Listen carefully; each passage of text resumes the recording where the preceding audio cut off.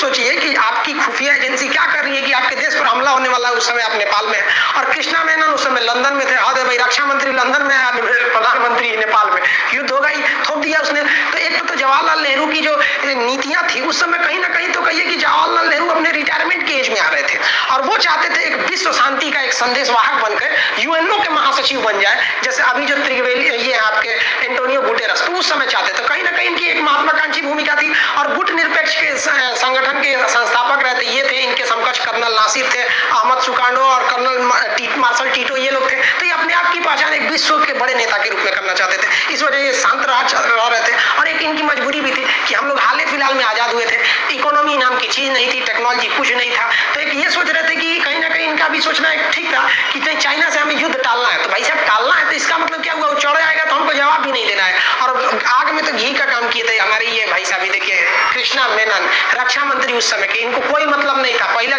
Jeep घोटाला इन्हीं के समय में हुआ था।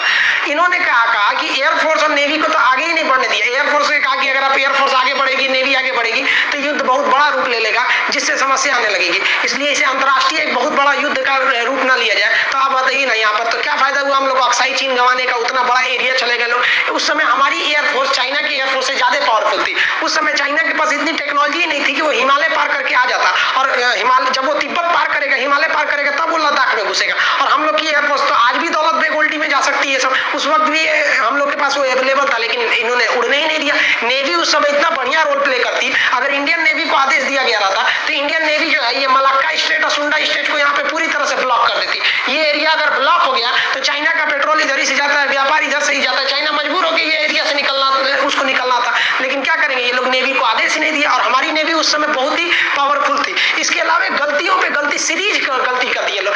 चाइना एक और लद्दाख के एरिया में हम लोग युद्ध झेल लेते,